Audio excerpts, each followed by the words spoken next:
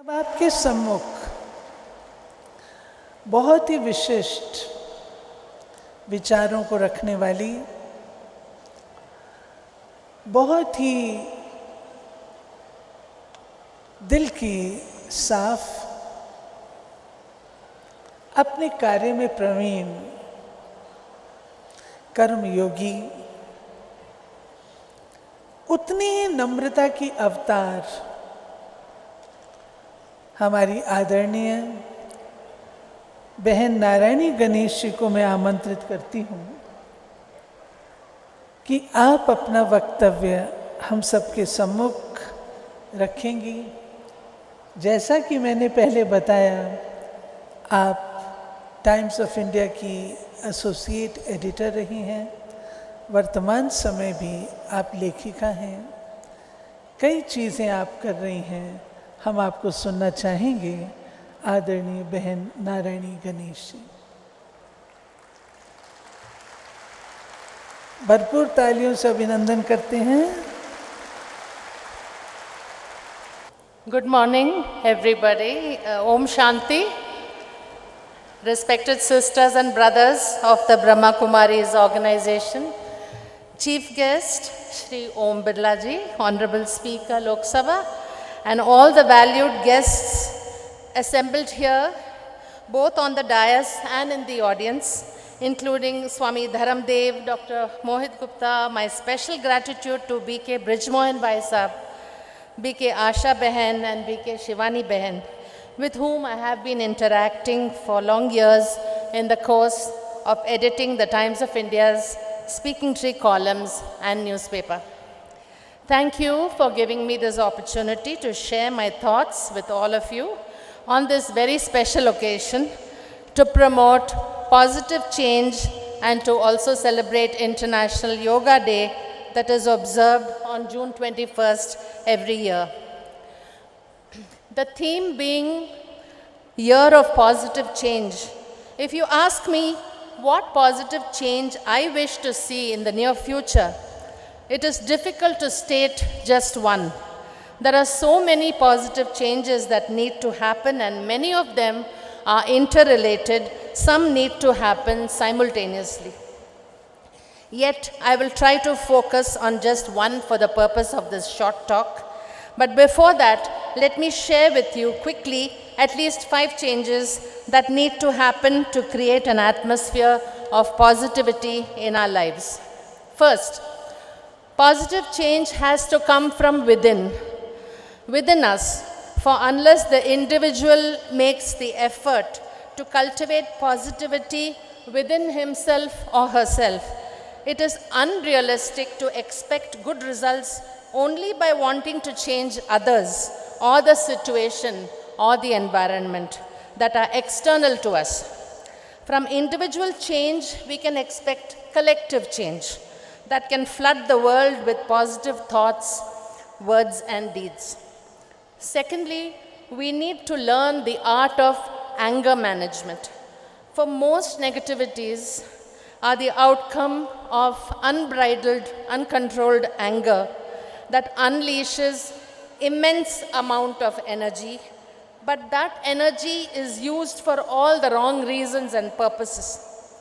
If we are unable to control the feeling of anger, then at least we can try to channelize the energy for good purposes that can bring about positive change.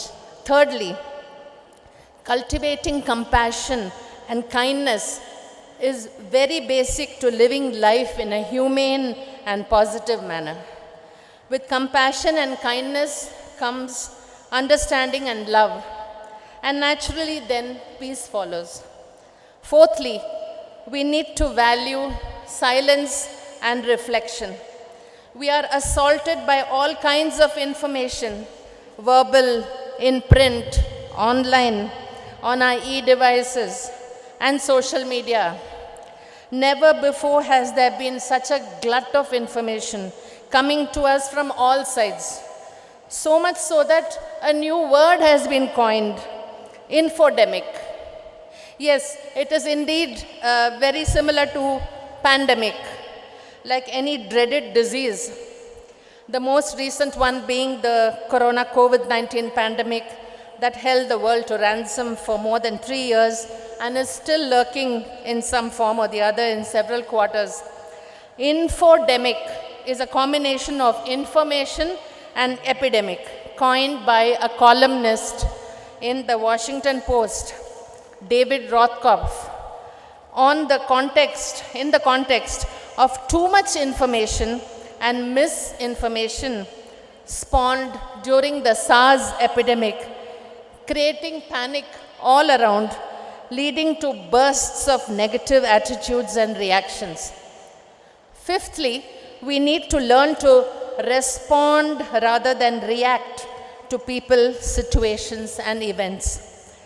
Reaction is impulsive, usually done without thinking, and emotional, so it tends to create more problems than solutions.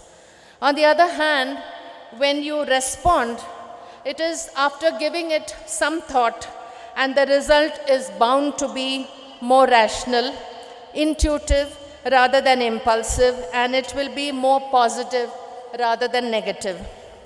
Having stated the 5 most important positive changes I think we need to implement, both as individuals and as a collective, as in a family, community, society, nation, and world, I will now say a bit about the 4th change I talked of earlier, related to dealing with infodemics.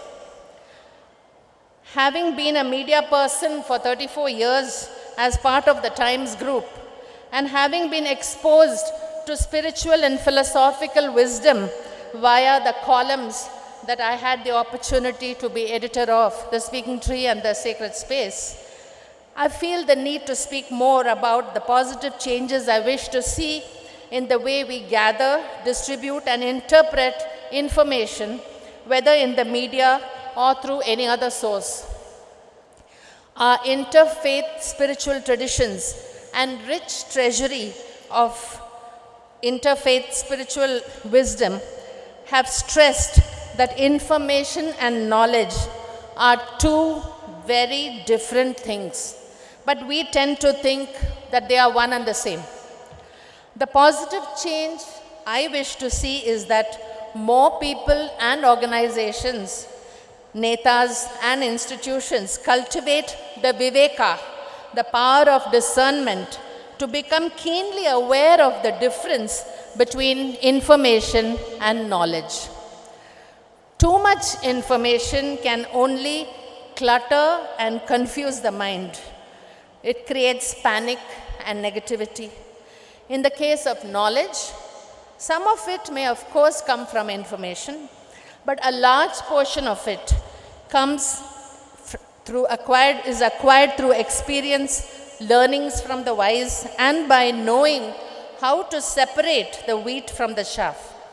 It is said that the mythological swan, when presented with a mixture of water and milk, could drink from the mixture and imbibe only the milk and leave the water behind. How far this is true, I do not know, but it is a useful metaphor that can illustrate the need to cultivate the ability to discard what is required and retain only what is positive and useful. This cannot happen overnight. It requires sustained self-discipline and self-training that can only come from shutting out all the noise that surrounds us and spending some quiet time to think and reflect in silence.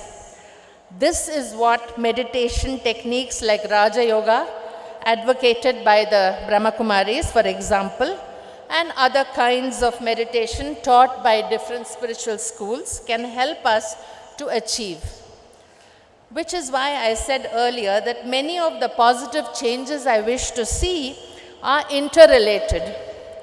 A meditative mind will naturally stay calm, will not succumb to anger, will be kind and compassionate, will respond rather than react, will learn to distill knowledge from information, and most importantly, will strive to first bring positive change within, so that the positivity that one feels within can radiate outside and help transform the attitude and perspective of others and lead to a collective positive transformation from being negative to becoming full of hope and altruistic purpose, heralding a whole new world that is more loving, caring, and compassionate, where the walls of divisions disintegrate to reveal a oneness of spirit and positive attitude and action, even if only one small step at a time. Learning to embrace silence and regularly spending some time on reflection are some of the ways by which we can get centered and stay unperturbed in the face of the many challenges life presents. I often receive wisdom nuggets from my sisters and brothers, the Brahma Kumaris, on my phone. A recent message said, "The one who has a desire to move towards perfection is busy trying to add goodness and positivity to everything he or she does, and not just keep out negativity." Now, that's the other thing. It is not enough if we ward off or avoid negativities. We need to actively action positive thoughts, words, and deeds to add value to life and to make possible positive changes by making the effort to step out of our comfort zone. Affirmative action is the key, and it is important that positive change happens within the individual first, so that positivity can radiate outside and catch on towards enabling positive change on a macro scale. So I sincerely hope that this commendable theme proposed here, Year of Positive Change, acquires a life of its own and inspires every one of us to contribute towards making it a reality. It is said that the only constant thing in life is change. Nothing remains the same. Change is one of the natural laws of life. So let's make it our mission to ensure that the change we bring forth will make this world more beautiful and worthwhile, spreading happiness and joy, that it will create an abundance of good karma for us and for future generations. Om Shanti. Thank you once again, and a special thanks to the beautiful girls who gave us this charming dance, which really lifted my spirits. Thank you so much, and very grateful for participating in this wonderful gathering. Thank you very much. Om Shanti.